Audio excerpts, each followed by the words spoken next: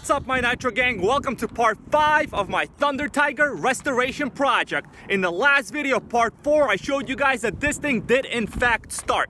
Now, there was some kind of issue with the back pressure. This thing was not pumping fuel from the tank when I was priming the motor. Of course, I put some fuel into the carb because this thing is not gonna beat me. I don't care what it takes. I'm gonna put fuel in this, it's gonna get started. Since I have years of experience with nitros, I know that the first thing to check is for a back pressure issue in the tank. That is exactly what I did. Right now, let's go down to my RC work layer. We're gonna investigate this and see if I can in fact fix this. Actually, let me tell you right now, I did fix it, but I'm gonna show you guys just in case. Why not? Let me show you exactly what the problem was. I have my glove on right here because, yeah, this thing is dirty. I recorded this portion after the running video. This right here is the original rubber O-ring that was on top of this fuel cap lid. Now, it looks to be actually pretty good. There's absolutely nothing wrong with it. But for some reason, there was still some air getting into the tank, and that prevented me from effectively priming the motor. I pretty much knew I had a vacuum leak issue going on here.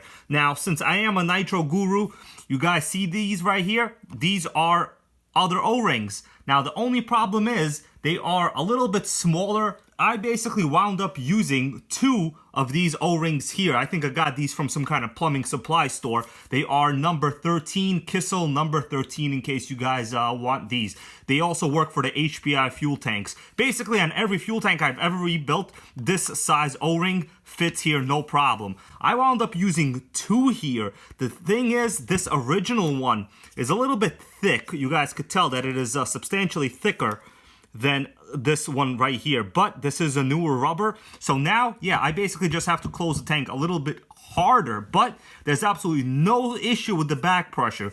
I mean, you guys are gonna see how this thing runs right now.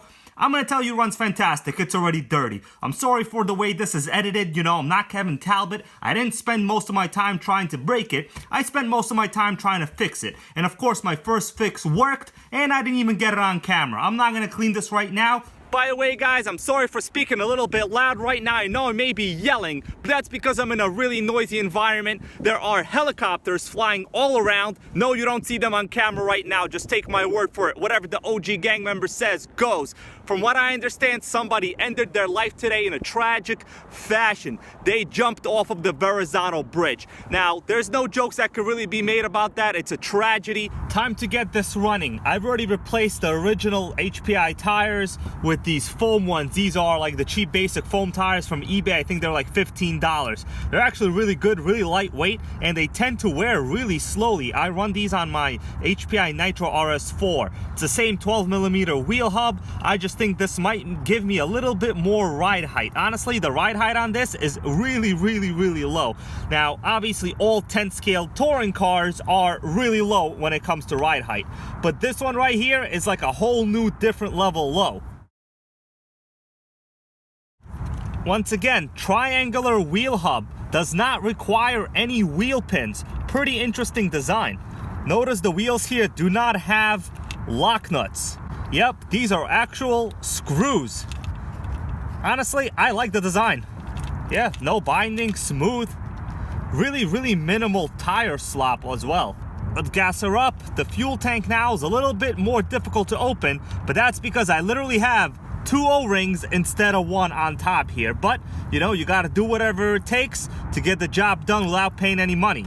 All right, so I'm gonna literally push it down. It is pretty tight in there now. I can't, yeah, okay, so it stays shut pretty well. Should be fine. Here we go, guys. Everything is on. Throttle, brake, steering, adequate, good. We got nitro in the tank. Now we just need some prayers, you know what I'm saying? I put down something on the bottom here because I don't want to wind up scratching the chassis while I'm kind of pulling it down like this. It's a little bit of safety here. I see right here there is some fuel in this line. Now we want to see this travel into the carb when I start priming. Let's go. If it doesn't happen, that's not good news. Okay, I see something happening. Okay, you guys see that? Yep, I just saw it. Solved. Yeah, I don't see that bubble here anymore. Fuel has entered the carburetor. Here we go.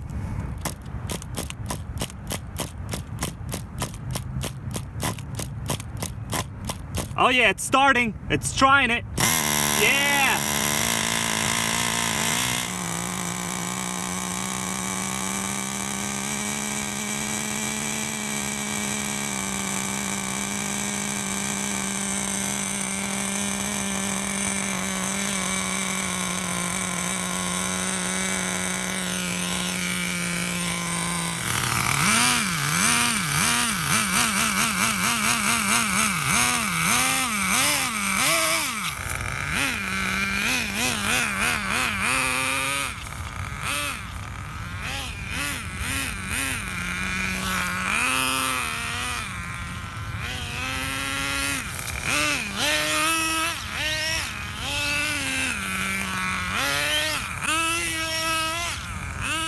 First run with the body on.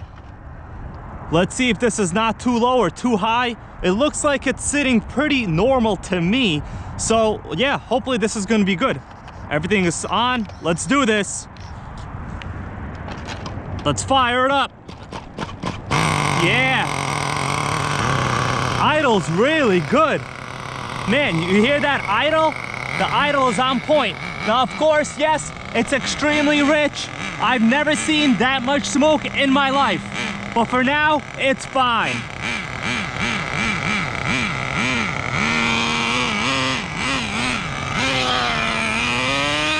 Oh man, this thing looks beautiful.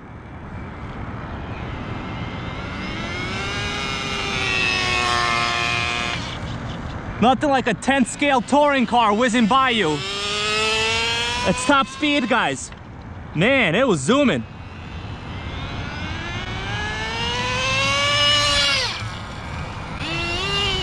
Say goodbye to my foam tires. So on the high end, it seems like the tune is okay. Straight launch too. Man, I love this thing.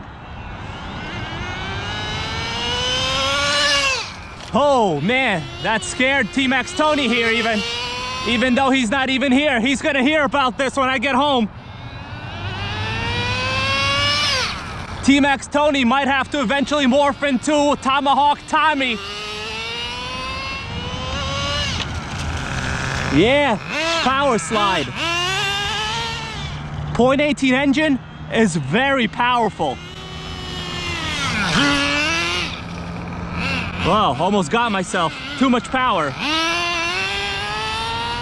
I don't have my speed meter, but I do have my GoPro mounted here on top. Let's take a look to see what it actually looks like running. I mean, I love the running onboard footage. What's great is we're also going to be able to get some live time telemetry. Now keep in mind, I'm afraid of flipping this and breaking my GoPro. So I may not be hitting full throttle, but I'm going to try to go as fast as I can, depending on how safe I feel that it currently is. The road behind me is relatively good here, and I'm the only person here. Looks like I'm not going to be getting kicked out of the park today. So Occupying RC is probably getting spread correctly. Thanks for that, guys.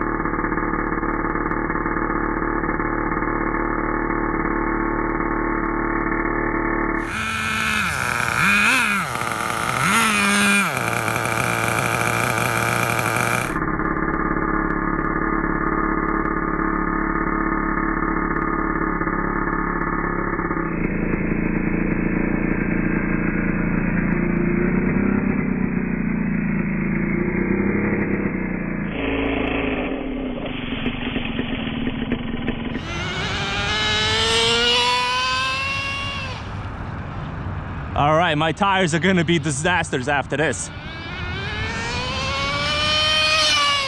That was fast. Too bad we don't have my GPS on it, but next time, guys, don't worry.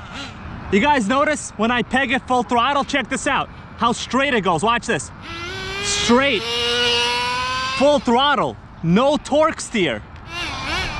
This might be a legitimate RS4 killer.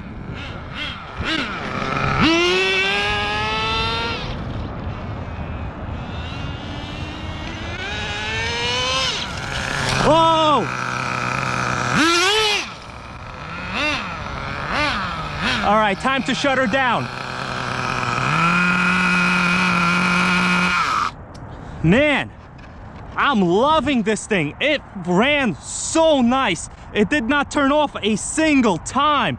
Oh, look how beautiful it is. I got to touch the exhaust with my finger. That's why I made a little bit of a noise there like a little girl, you know, but don't worry about it. It's acceptable when you're touching hot stuff like this.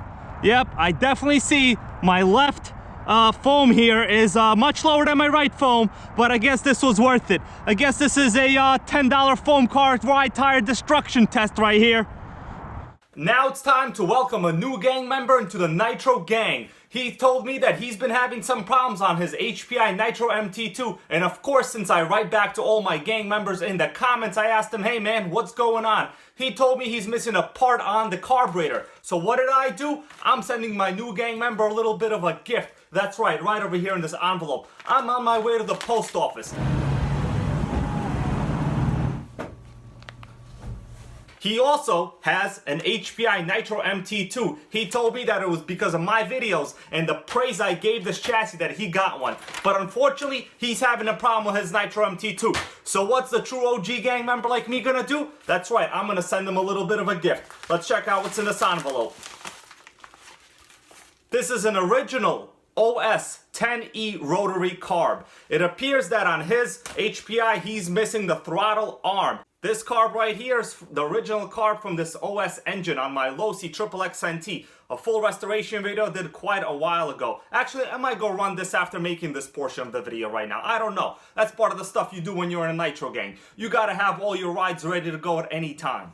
The true Wind Waker sent me a picture of his fleet. I gotta say, I like the selection you got there, man. You got a couple nice Traxxas's. You told me it's a Traxxas T-Max. And you know, T-Max Tony is a big fan of those. You have a Red Cat. You have a couple cool HPIs. I see a Blitz there. You know I have a Blitz too, right, man? That's right, keep it in the HPI Traxxas family. Nothing wrong with that, of course. I am not sponsored by them because I have a bunch of old HPIs.